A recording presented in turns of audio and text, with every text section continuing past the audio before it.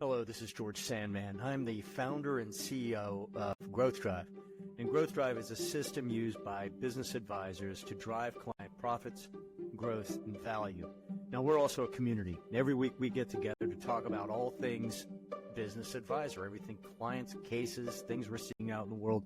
Now, tune in here to this podcast, and you can join the conversation by scanning this QR code, passcode 867-5309.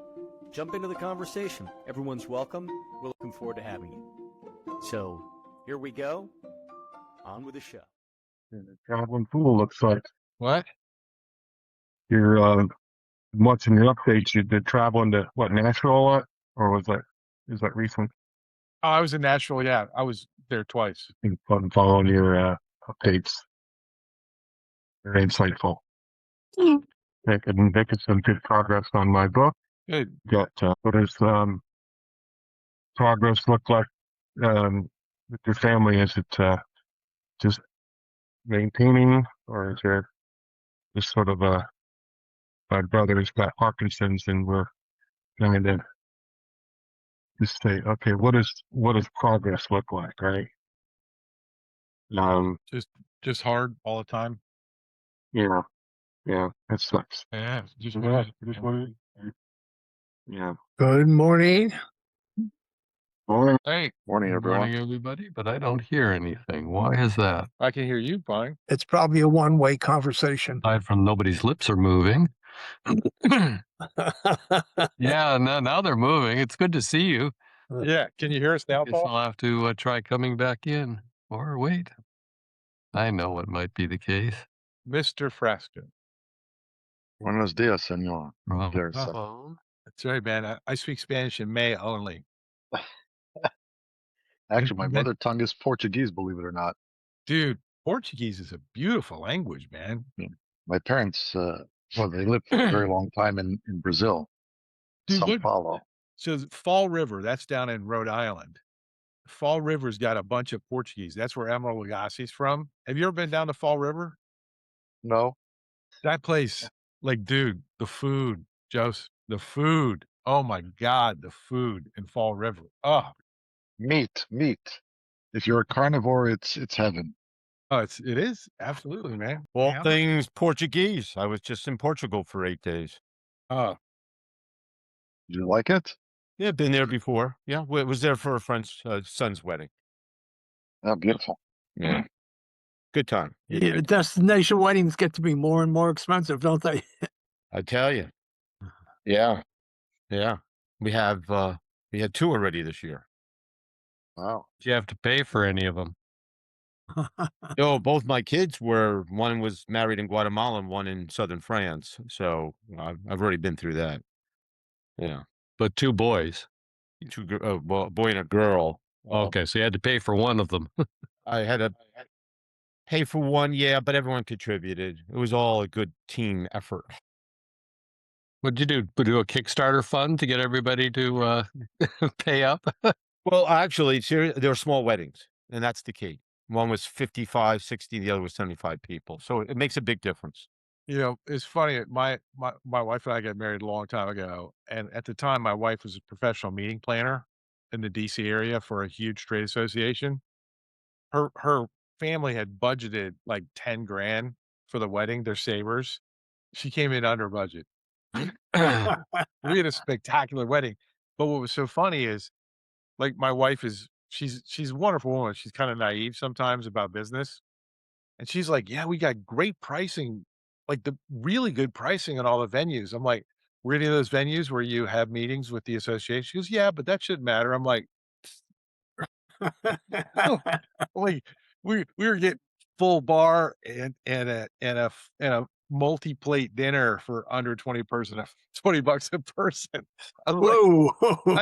I think there's a thumb on the scale, baby. So, hey, Eric, Tim, everybody, can I share something really quick? One of the No. greatest relationship car wrecks in history occurred last week. It was HubSpot.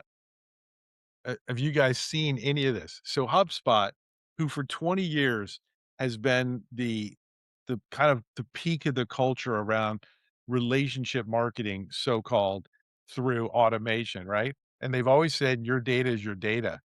They had an announcement last week that everyone's data was going to be combined, right? It was going to be combined for enrichment purposes. They did it without asking. I am so thankful to HubSpot for their stupidity and arrogance because I'm going to make a lot of money off of it. But the problem is if they had actually asked permission of their community in advance, say, hey, we were thinking about doing this. If you want, you could opt in. It would be great. Instead, they chose because automation as a relationship tool is always going to catch you. They chose to make it an opt out. Ooh. It has been a firestorm. They have lost hundreds of thousands of dollars. I know tons of people that have quit and are leaving. And so I just wanted to see if you guys knew about it, but it's a classic mistake because if they had asked, I think most of their client base would have said, "Oh, that makes sense. We trust you. Go ahead." Instead, they didn't ask, and everybody's like, "We don't trust you," and we're leaving. Now, the sad news is a small print of almost everywhere else they're going. They're all doing the same thing because they have to because of AI. So create Mike Spot. No. I think Joe should start a SaaS company. That's a great move, I hear. Like right now, if you want to get really, really successful, is start Mr. Frasco. I think you should start a SaaS company. That's a great move right now. I think Joe's kind of sassy, so I think it fits. That's a path to immediate poverty. It reminds me of the joke I tell people, although it's not a joke, it's true. How do you make $1 million overnight? Start with 2 and end up with the wrong partner. Yeah. So this is probably the same path right now. I don't think SaaS has any legs going forward, at least not as a business model. No, it's terrible. Oh, man. So George isn't going to make it. He just texted me and he just got off. He got off the phone he got off the plane in Charleston with severe vertigo. And so he passed on his apologies. As someone who gets vertigo every now and then, I'm so sorry for him. So how's everybody doing? Anybody having a good week so far? Excellent week. Speak, Mr. Owen. Tell us. I not only am I in the middle of 3 deals and things are going along well with those. I just had a client that I thought that ghosted me back in January, February. You know, they couldn't get their stuff together. Just called me and said, Eric, we finally got it together. Can you help us now? Right. So, just stuff coming out of the woodwork. I got a pile of stuff to do. So I love being busy. Absolutely.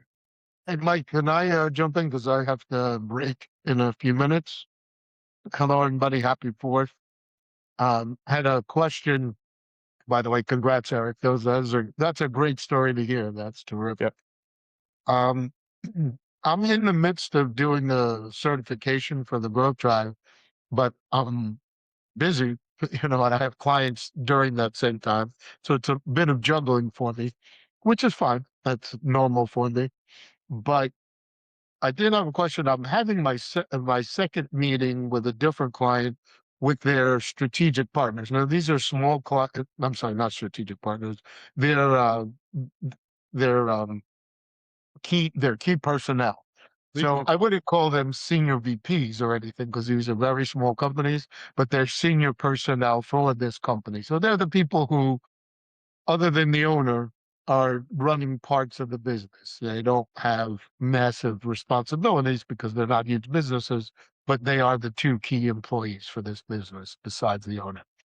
So my call today is an introduction, getting them acclimated and doing some discovery with them. I was planning to do clarity level 1 with them. It's both of them together, so I wanted to get some feedback. I don't know that I'll have the opportunity to separate them. I think that's better. But just in general, in an hour call, just wanted to get feedback from the more experienced growth drivers on here. What would be good objectives and goals for me beyond just hearing from them, getting some of their ideas on what's going well. I've done it once with one employee, and it went pretty well with a different company. So you see the comments from Paul in the chat. You should look at that. I think an hour is a very short period of time, is my first comment. um it if you're truly going to go through clarity, I haven't done clarity one-on-one with somebody in less than 2 hours. Okay. Yeah, not with the owners. I haven't either. It's usually at least 90 minutes for the first two that I've done. Yep. So you did clarity already with the owner, and now All right, you're let me just talk about this one company to make it clear. Sorry, I didn't want to muddle it. Yes, I did the clarity one with the one owner. It was about 2 hours the whole meeting. and now you're going to meet with the next. So in my the senior leadership team, whatever level they're at. So in my experience, in my way of doing it, I send out the SLT and I send them the smaller. I send them the link just to do the 25 questions and put their information in. I don't give them the full thing, but I let them do it on their own, and I give them some instruction as to how to fill it out. In other words, I say, hey, when it's referencing this, you should be thinking about this, right? It's light instructions, but I have them fill it out, and then I bring the owner and the SLT together and go through the analysis of all their scores to come through. That's how I do it. I don't actually go through it with each of the SLT. When you say, Eric, when you don't go through it, you don't have them go through it and answer the questions one by one together. They do correct. It in I have them answer it on each of the SLT members answer it on their own individually. So I get each of their scores, but I send it to them. They do it on their own. And then I bring the whole group together to go through it. But that is a 4-hour workshop to go through the SLT results and with the owner and the SLT and the analysis of all of them together, and then walk through how come you answered a 4 and you answered a 2, what's going on here, and walking through it. We've talked about that before. Happy to give you more on that, Mitch, but just to be clear, I send it out and then get it back. Eric, and I do it similar. But Mitch, what is your end? What's the objective? Yeah. So in this particular client, he's quite a bit older. He's 77, and he's willing to work, God willing, that everything goes okay, for another 3 years or so. He's not ready. He doesn't have to retire, but he knows he can't continue. And his biggest challenge is this business isn't super transferable because of the way he's focused, where he gets his revenue from. It's going to be a difficult thing to change, but there are some things that we can do to make it more transferable. I believe it's an industry I happen to know. He's in shuttle buses, so that's where I came from. But the main purpose is to make it so that he can either transfer it or sell it. I don't think he has the employees to transfer. He's certainly not going to be an ESOP, but he could sell it to his management team. His family's not interested in it. There's not much there. But what is your objective with these two people that are key employees? What's the objective of this meeting? The objective with them is discovery, to find out what they think is working, because my friend, who's the owner, may not have a clear vision. I don't think he's touching the day-to-day. So in general, without getting into specifics, because I don't know them yet, I want to hear from them what they believe is going on in the company, what's good and what's not, what's strong in the dimensions and what's not. So I can give them guidance on what our strategic plan will be, because I don't know. I know what I think from talking to the owner, but again, he's not super in touch. He's got like pockets all over the country where they provide these shuttle buses, and they all operate somewhat independently. He has a standard training, standard approach, but it's pretty independent based on the contracts for those locations. He's always a subcontractor. That's why I said the transferability is a bit of an issue that I am not sure how we're going to solve. So it's a reality check on the owner's singular perspective. Correct. And I think there's an opportunity to sell what is done because he's been doing it so long, but the personal goals versus his business, he's not going to get $20 million or that. I mean, it's just not. It's just not built that way. It could be a very large business if he had built it differently, but he hasn't, and he's not going to change it in 3 years. But he could bring in other business, or at least expand, put a process around the way he is very specific for them, but he could add a process around how he gets these subcontracts, which would make it more valuable. That is possible. But Does he I'm not- already want you to does he already want you to help him make it better, or is that what you're trying to show the potential that he would have if he cut you loose on this? No, he's already hired.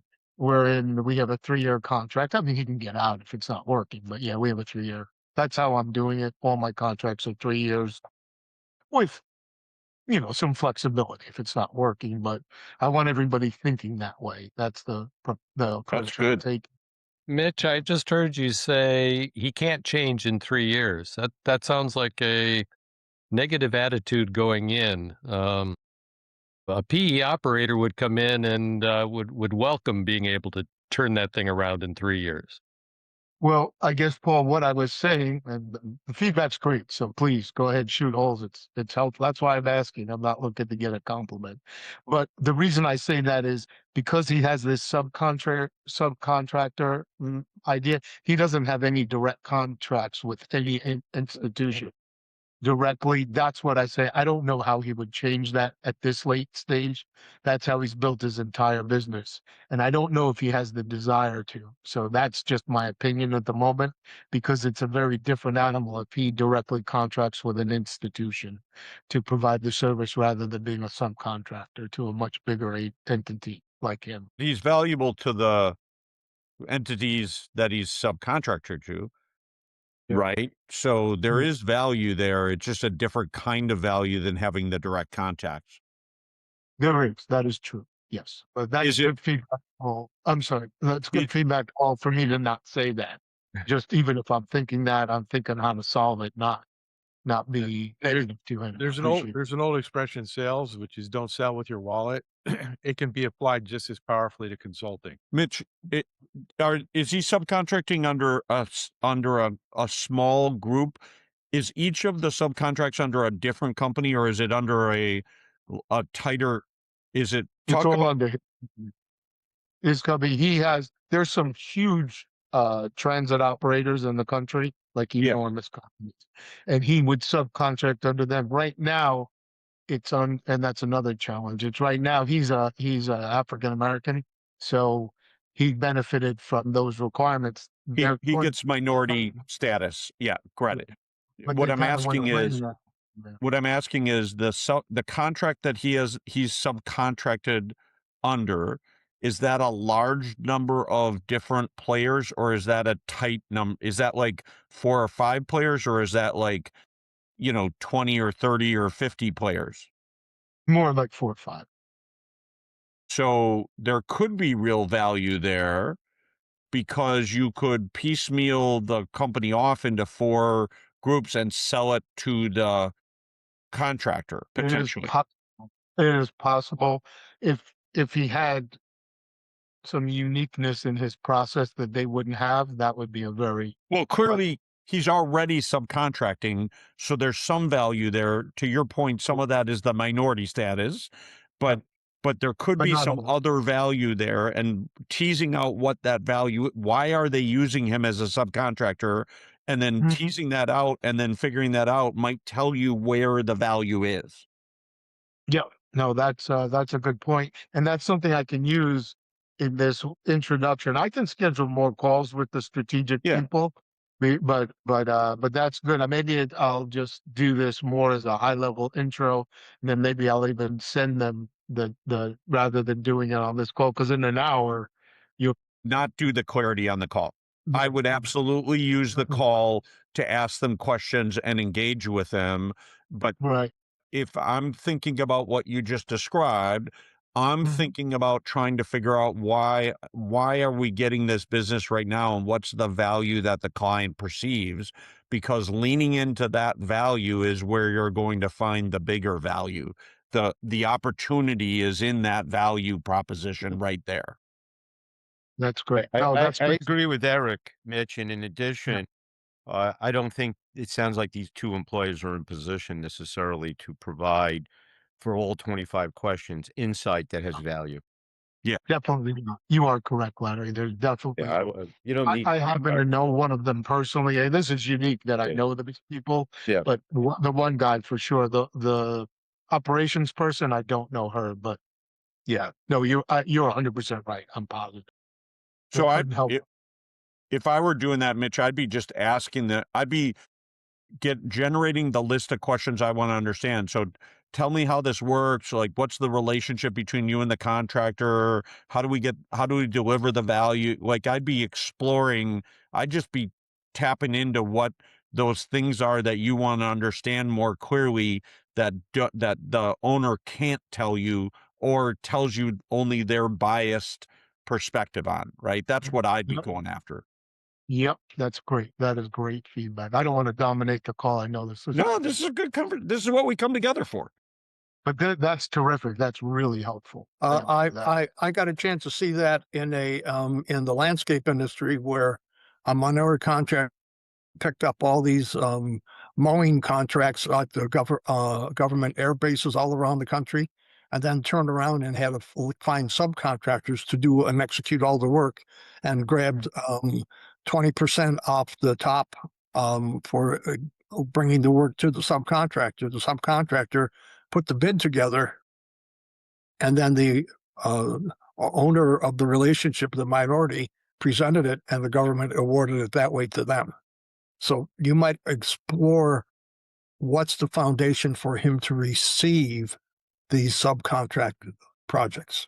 Yeah, what's the true value? Is it just the minority status, or is he doing something unique or bringing something that's actually of value? Because if it's just the minority status, then you got to go at it a whole different way than if there's a business process or something that's adding value to it, right?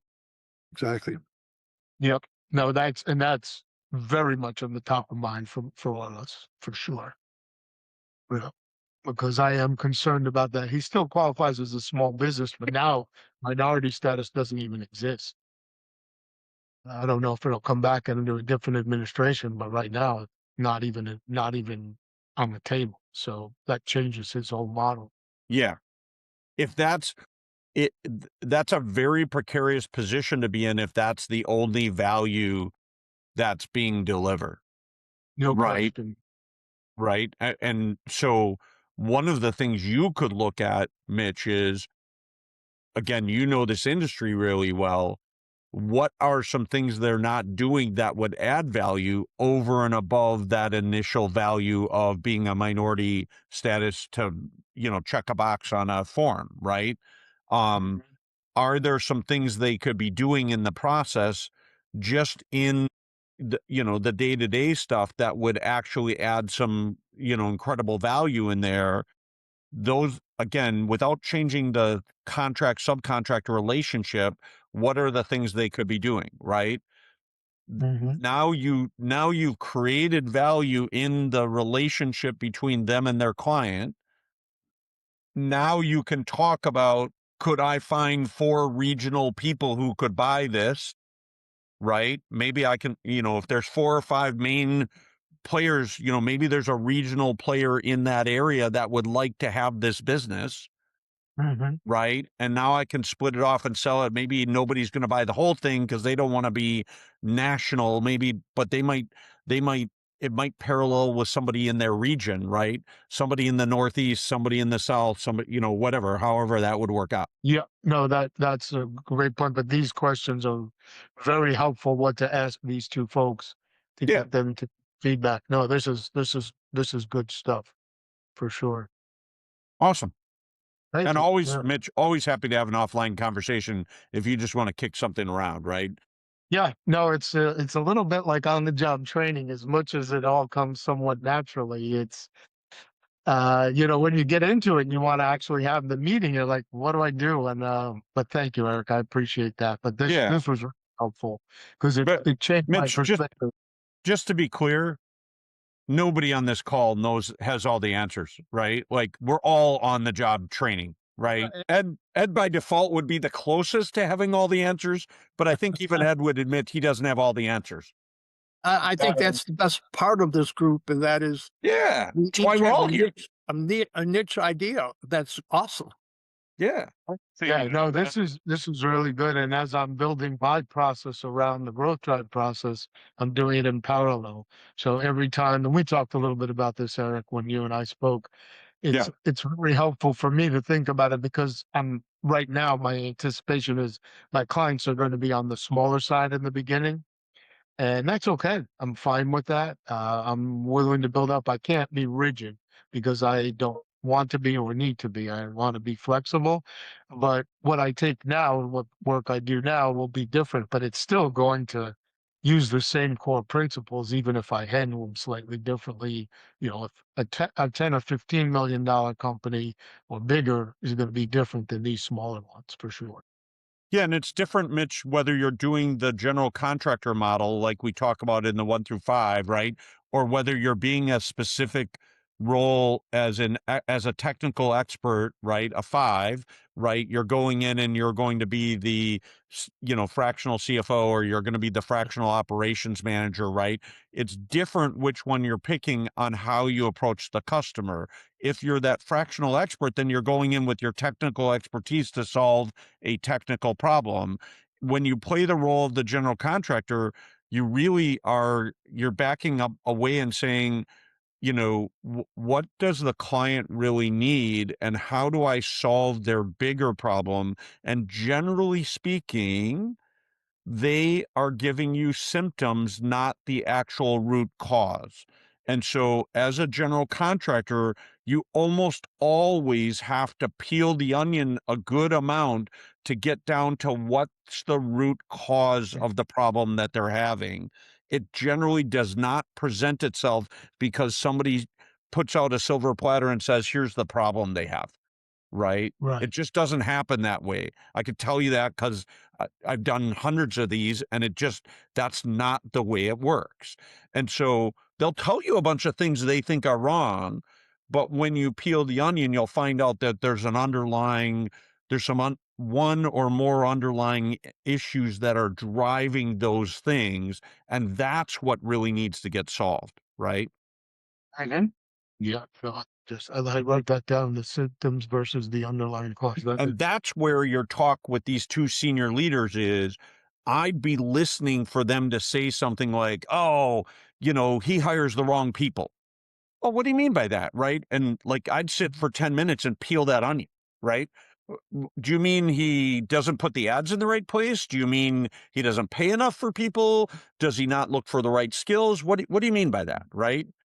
Hey, do you have an org chart? How do you plan for hiring the next person? Like, I could ask 1,000 questions in that area, and any of us could, right?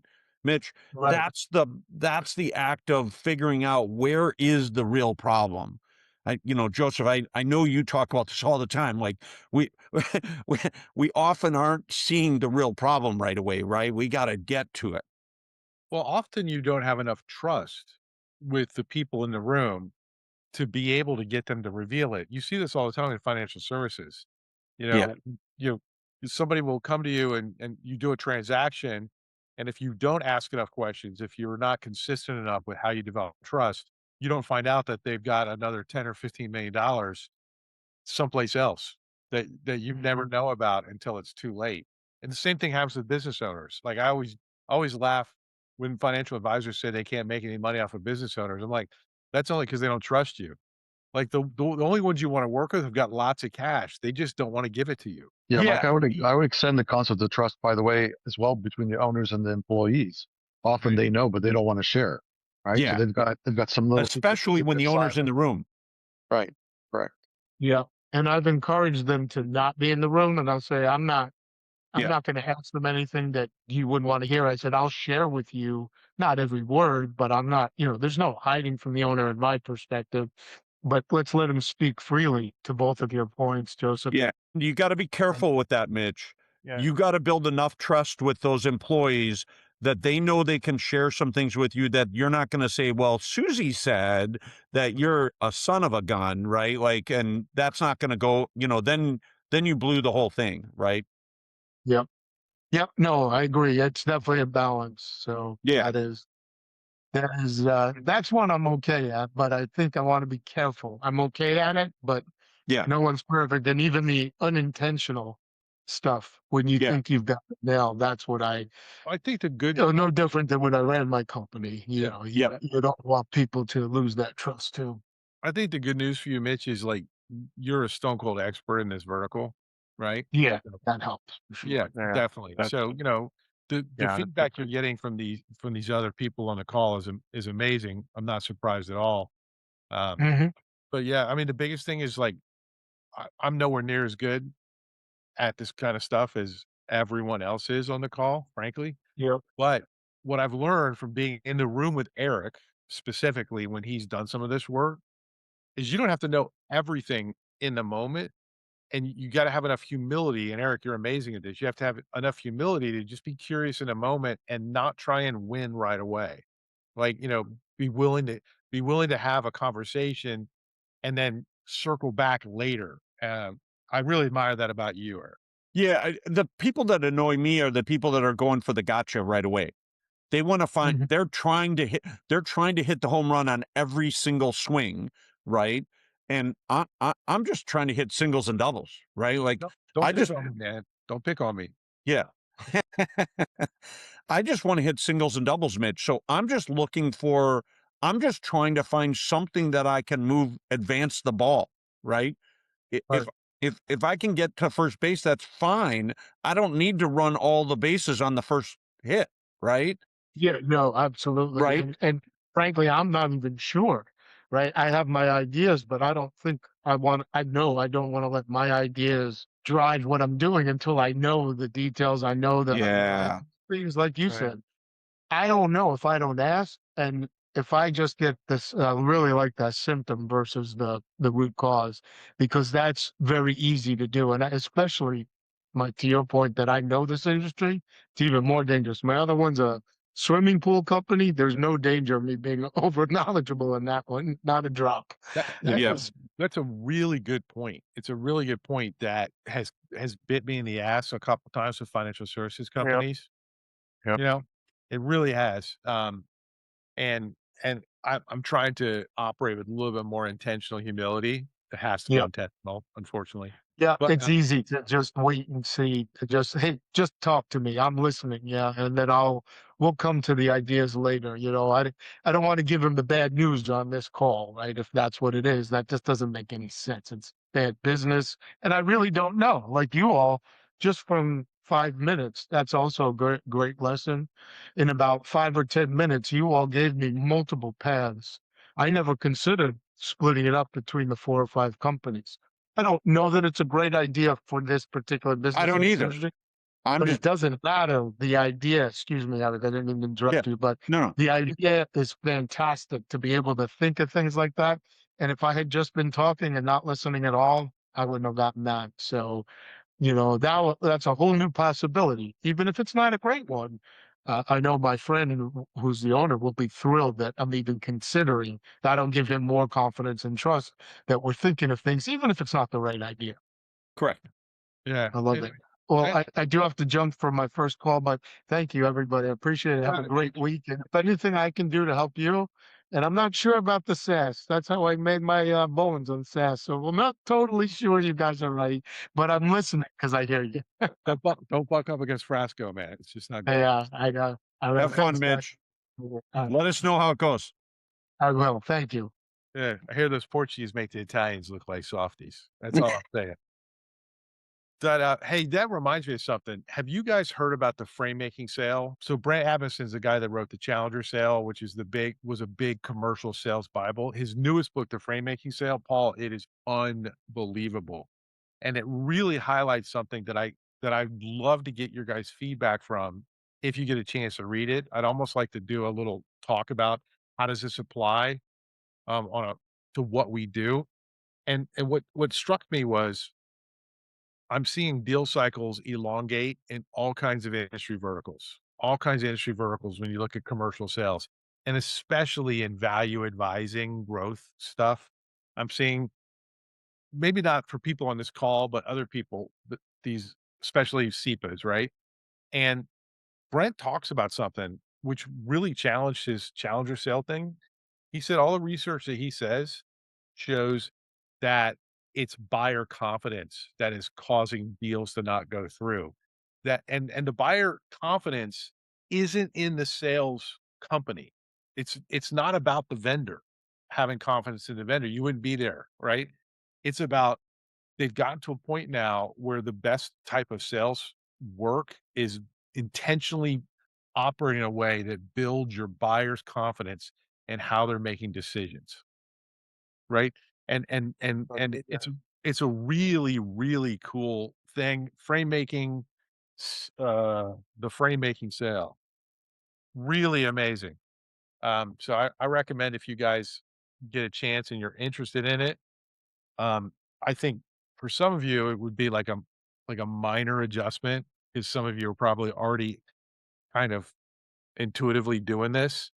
But for me, I made an immediate adjustment in in my system that I'd been coasting along, right? And it was kind of it was And humbling, but also exciting. Mike, what the thing I like about books like this is they do exactly what we're just helping Mitch with a little bit. They say out loud what we kind of have in the back of our mind that helps us to actually focus on something and realize, oh, I haven't been giving that the kind of intention that I should be, right? Yep. Like it brings the focus in on a component or a piece or a process that allows us to be, I do this all the time reading about golf. Like I think about my golf swing and then I read something about how somebody else sets up differently or does something, and it causes me to think about mine and then make adjustments, right? So I love that. I would just say that what really struck me was how it crystallized what I'm seeing out in the marketplace. Um, and also some of the problems that I've had this year as I've been migrating to a slightly different business model. Like, why is it so hard? And the reality is buyers right now have access to too much information, Yeah. period. Right. Yep. And if you can't help them do, become confident that their process for buying from you or anything is valid, the process slows down. You're vulnerable. And the other thing is like he pointed out the number of decision makers, the people that influence a commercial sale. When I started selling copiers back in the 90s, it was like 7 or 8 people, right? I mean, you had some departmental heads and stuff like that. Now, the average buying committee, and Paul, I'd be really interested your thoughts on this. He's saying the average buying committee could be 15 or even more people influencing a commercial sale, and that's got to affect us too, I would think. It all depends on how big. I mean, if you're buying a copier, it's probably 1 or 2 people at most right now. But if you're talking buying a new set of tires for Stellantis, committing to a new supplier, you're talking 20 people. Yeah, yeah. I was thinking about something it was a couple weeks ago you had shared how like you were working on something and the next thing you knew it became this huge amount of people that were involved in the decision making process. I don't remember that, but I got people right now asking me about my former employer since he's right here in town, and they put together a new engineering organization, announced it, spent 6 months or more preparing for it, started it in January, and then 3 of the leaders left this summer. Who put it together? And so there's chaos going on there, and everybody's asking who makes the decisions, who can help me get in, because there's many ways into a large corporation like Daimler Truck, and the best way in the trucking industry is through a customer demanding something out of the vehicle OEM. Yeah. Very different world. Mike, can you share specifically what challenges you're referring to when you talk about switching over your business model? So I discovered that I am not a subcontractor. I'm not a general contractor either, right? That even though I can do growth drive engagements that I just get bogged down. And so I have been migrating back to what I think I do better, which is individual coaching with business owners. I've got 30 years experience, but the other thing is I'm focusing on how do I create massive deal flow growth with these professional services companies that I work with. It's been it's been pretty exciting. I lost a $1 billion AUM client, and now I've got a $3 billion AUM client that's interested. And when I switched away from I'm doing hardcore growth drive kind of process back to a coaching and discovery process, it freed me up big time. Clients are more confident, I'm more confident, and I'm bringing in more growth drivers as a result. Like giving up me having to pretend like I'm as good as Eric or you or Paul or Tim at running a 3-year engagement, giving up any fantasy about me being better at that actually kind of sucked, but it it actually freed me up. And then I read that Framemaking Sale book and I was like, that's it, right? It's all about buyer confidence. Does No, that I, at all? I, I, well, I'm not 100% sure yet.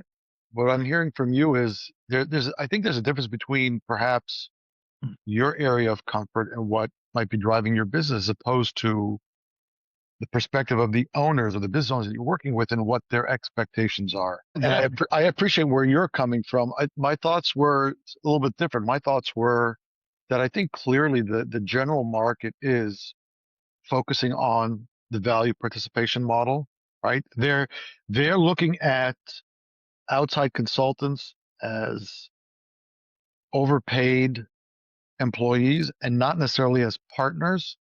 And I think that's kind of why we made the decision a couple of years ago, but very heavily about 18 months ago, that almost all of our engagements are some form of upside participation on the business, right?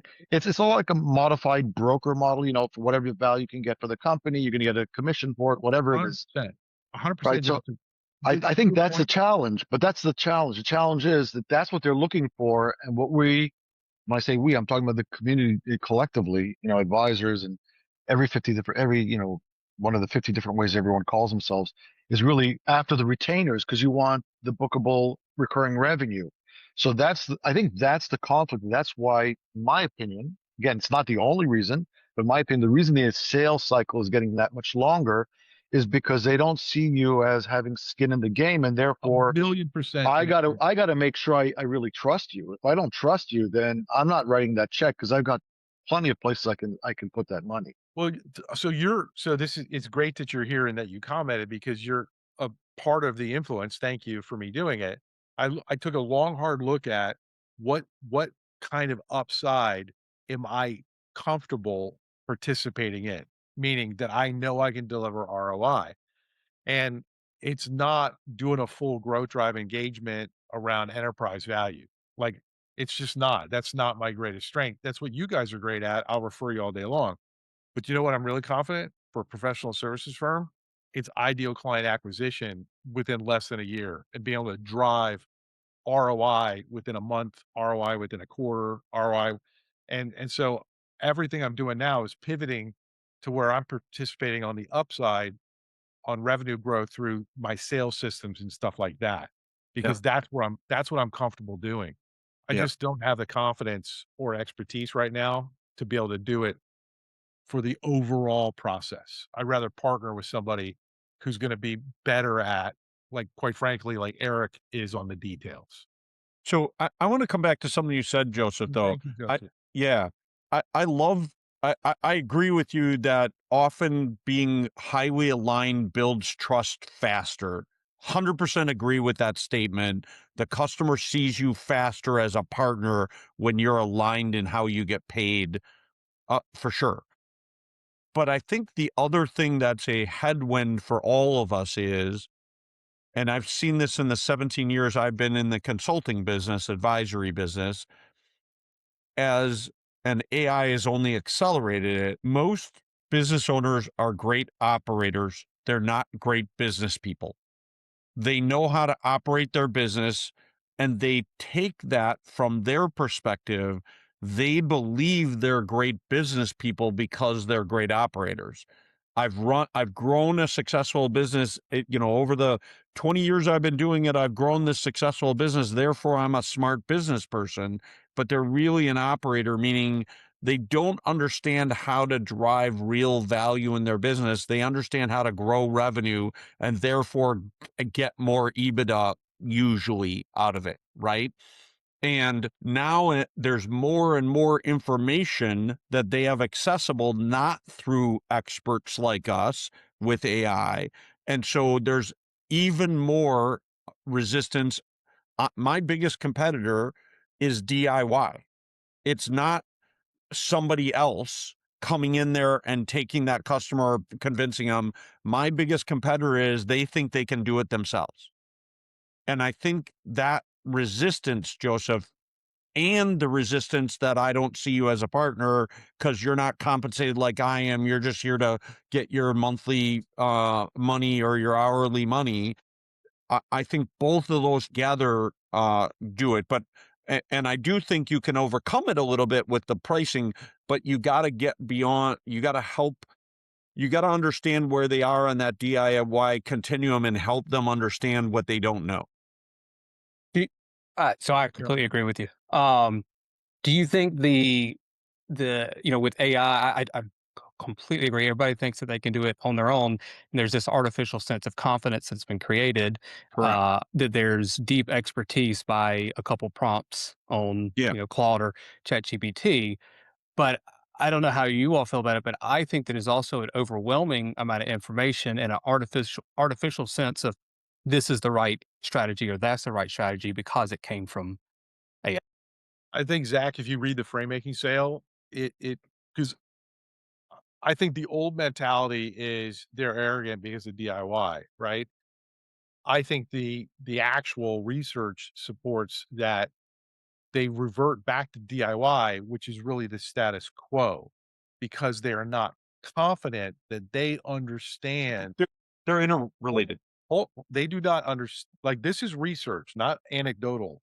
They do not understand that they've got a decision-making process about what the hell we talk about that will give them confidence they're gonna get results. That doesn't mean that we can't get to the finish line, but it generally means that you've got to go through those objections, as opposed to having a sales process that's not about educating them about what you do. Instead, having a sales process that's about helping them be confident that they will be making the right decision, whether or not they choose you. Yeah. That's what's most important. It's not about DIY or other competitors as a primary thing. And I see this, having watched this in relationship stuff for a long time. I believe with all my soul that this is really where we're going. And AI is not going to create arrogant DIYers. It's going to create fearful status quoers. Yeah, Zach, I agree with you, Mike. I agree with you, by the way, just to be clear. Joseph, sorry. Just both to Zach and to Eric, I think to both of you, when I refuse to get into an argument or a discussion about an owner's capabilities. I actually tell them a given. I said, for example, I had one of my current clients. My initial conversation with him was in September of 2025, and I told him, I said, Michael, I said, I have full confidence that given enough time, you'll get there on your own. Question is, if you work with me, I can get you there in 3 to 6 months. How much pain are you willing to tolerate between now until the time when you think you'll figure it out? Because you haven't done it until now, but I'm sure you can get there, right? So now it really depends on how much pain they're willing to tolerate in that process. And he said to me, let me think about it. And he waited 3 months. And after 3 months, he called me back and said, okay, I've had enough of this. I'm ready to move ahead. So I don't come across them and say to them that in any way, shape, or form, even though we all know that they can't, because if they could, they would have done it already.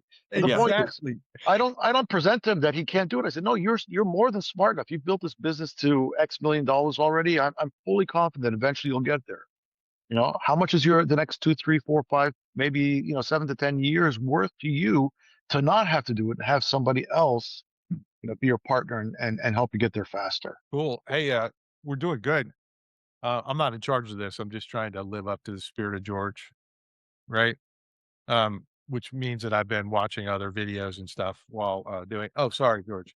But like, do we want to transition to takeaways, or do we want to talk about something else?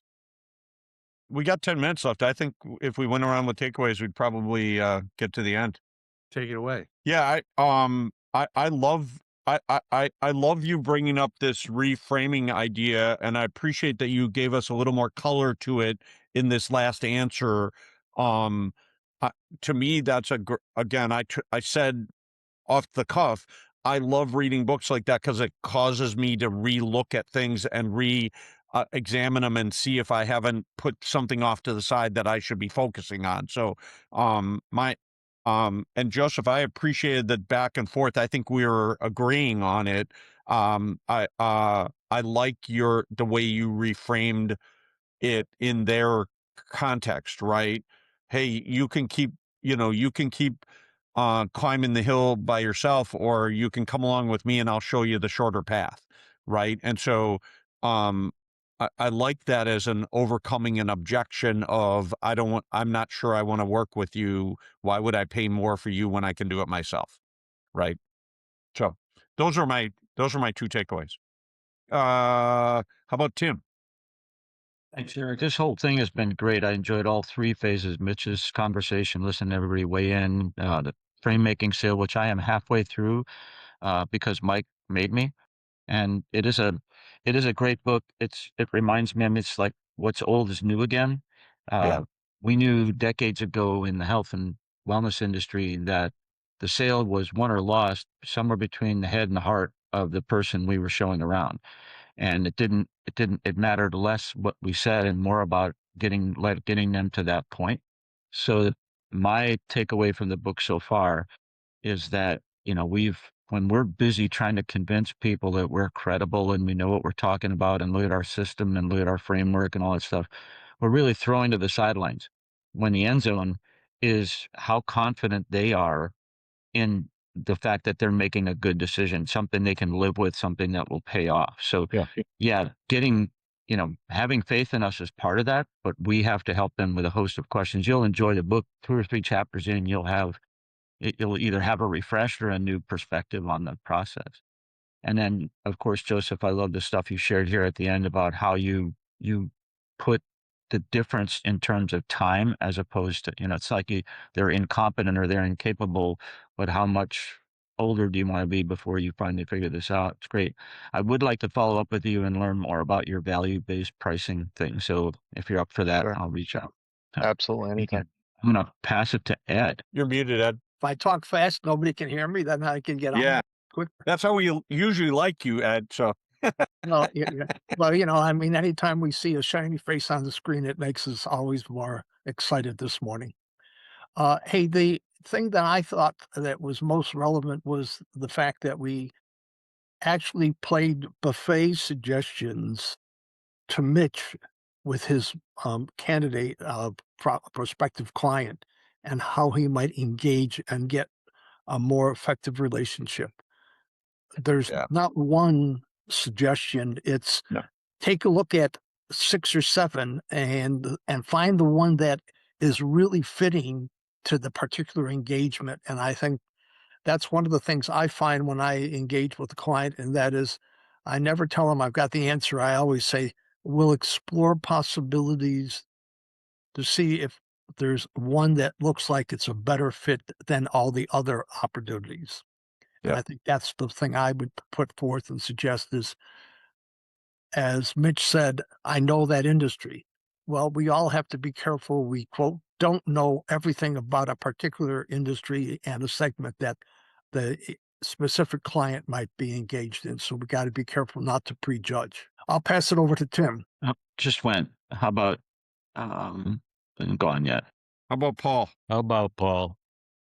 So several takeaways from Joseph, Eric, and Mike. So Joseph started us down on trust, and then Eric came in, and I took away that you should peel the onion with humility to develop trust. I liked that. Yeah. Then I made a note from Eric that DIY is my biggest competitor.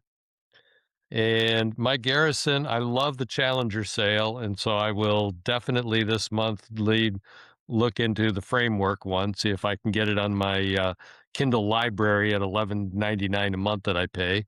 Otherwise, I'll actually buy the book electronically, not the other way. And then, Mike, you also added in that AI is creating fearful status quoers. So there's several things that I can put into the monthly newsletter that I have yet to write for last month that I'll put out there. Nice. So thanks, everybody. And let's see. That leaves you, Mike. Zach. And Zach. Okay. Yeah. I called Mike, though. All right. So, like, it was great to hear Joseph say the stuff he says all the time, because, like, my takeaway is I don't have to try and be a great growth driver. I just got to try and be the best version of myself I can be. And it really was that performance-based pricing, Joseph, that you were talking about earlier this year, that had me go down the road of, well, if I'm not confident going to what I absolutely believe is the business model of the future, like I really believe that. If I'm not comfortable doing that on, growth drive as a general contractor, where am I confident? And I started back down that process. It was very painful. But I'm hitting my stride once again, lots of opportunities. And the other thing I would take away is it's so collaboration either makes or breaks this game. And I consider this time with you all on the Klatsch, the time when we were able to be at the summits and other stuff like that, I consider it to be a huge investment in the ability to help clients achieve their dreams and goals. Because, like, I know Eric well, he and I have broken bread. I know Tim, but the others of you, Paul and Joseph and Ed, like, I don't have as much time with you guys, but we've got this time here. And I feel like, if I was doing a deal with Joseph, that we'd be able to have a pretty brief conversation, be on the same page, and effectively communicate. And that's what kills clients. They know that collaboration murders them too. And so I just, my takeaway is this thing rocks. You guys are great. I would like to introduce the gentleman from South Carolina. Hello. Yeah. So my takeaway coming in very late on this, I think, Mike, usually whenever I'm having a conversation with you, I've got something to ponder. But the aspect of it, it's not about the education to them, because they're going to go get the education. It's about how do you show that you've got trust and partnership in them. All right, and that's everything from a content, from a conversation, from the entire process, right? And if you think about any of the kind of business influencers out there, that's what they're selling. That's the trigger for them. It's I I could probably do it myself, but why would I if I've got this person that can do it in twice the time or half the time? And I think we haven't hit Joseph yet for his takeaways. I was hoping you were going to forget about me. No. No. GPS there- signal lost. There are two things I think that stand out. Number one, I think just back to Mitch's comment, which is later, just the work that we do is absolutely, about collaboration and team working. No business can survive, with just the owner doing everything, and no advisory practice can survive without some form of collaboration with other skilled people. So I think that's really, it's becoming more so, despite all the AI and AI employees and all this, ability to have information. To the end of the day, execution is very complex. There's so many moving parts, and quite frankly, it's not clear to me that AI is going to be solving all of those things. So I think that was one point. The second thing is what came up was initially from the conversation with Mitch, and he brought up that he requires a 3-year commitment from his clients. Clearly, if it's not working, that he'll step away. Kind of similar to what we do. We always engage. We tell them we're doing a limited 90-day engagement. At the end of 90 days, we'll see where we're at and decide if there's a path to go forward. So I think we find that reduces the amount of resistance for them to engage with us initially. we can deal with some of the low hanging fruit. But I never really considered, putting a time around, the engagement. We just kind of continued until it becomes, clear that it's no longer worthwhile. But I like the idea that, you're putting a frame on it. That really takes 3 years, 2 to 3 years to get something of real value of substance, changed in the company so that it really doesn't require your involvement anymore. Those are my 2 takeaways. Awesome. Awesome. Well, great job, everybody. Yeah, well done. Thank you to all our moderators today. You guys did a great job. As a wise man once said, smell you freaks later. We'll give you a vote, Mike, for hosting. I'll take it. Have a great day. Take care. You Thanks, guys. everyone. Bye bye.